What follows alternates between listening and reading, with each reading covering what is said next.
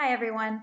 The American Counseling Association, or the ACA, along with individual states, require that a counselor give informed consent to a client before entering into a client-counselor relationship of any kind. And there are guidelines that go alongside these consent forms. I live in the state of Alabama, and I recently looked up a consent form from a group called Ellis Counseling. And in these consent forms, I compared them to the ACA and to the requirements that Alabama asks. The ACA Section A2A requires that clients be aware that they have the freedom to choose whether to enter into or remain in a counseling relationship.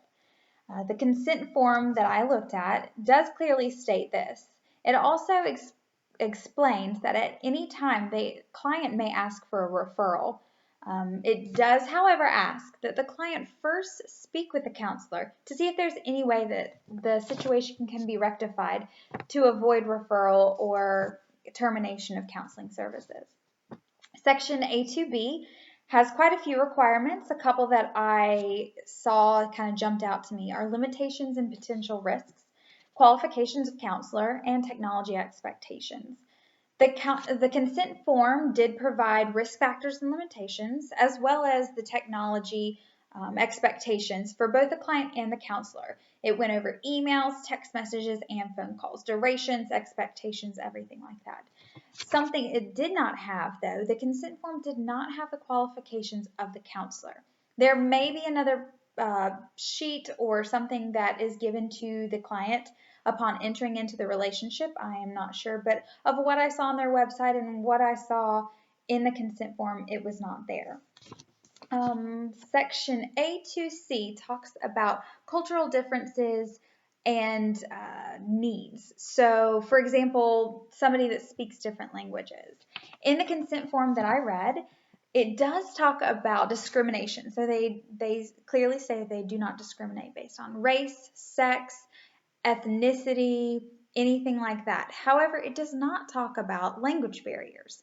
So if somebody comes in with a specific cultural need, it did not state how they would go about taking care of that situation.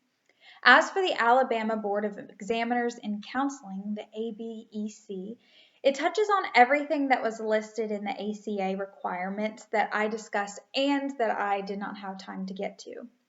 It also states in their section A3 that the client must be given consent, both written and verbally. And this allows clarity to the client, and it just gives the client a chance to say, hey, I don't understand that, or can you go over that again? I didn't know what that meant.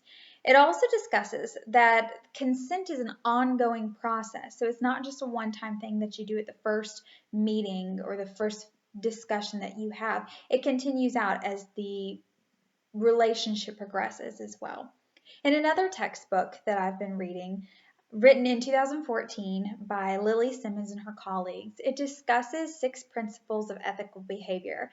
And 3 of them particularly just kind of jumped out of the page when I was looking over some of these expectations of consent forms.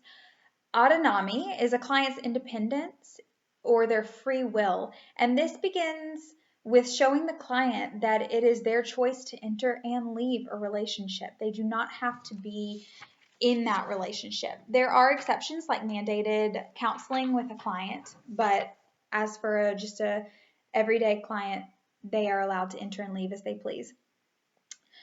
Non-maleficence means to cause no harm to the client, and this is shown by just discussing the limitations and providing the risks of entering into a relationship. Another one is veracity, which is just truthfulness with the clients, and I feel like consent form is that. It's being truthful and open with your clients so they understand. The Bible is very clear that God wants a relationship with us. In Genesis 1:27, so God created mankind in his own image. In the image of God, he created them. Male and female, he created them. God gave us the Bible to understand how to live. He even gave us Jesus to teach us to lead by example. And God is upfront with what he wants from us. And the Bible shows potential risks and understanding that we too have free will and so much more, just like a consent form.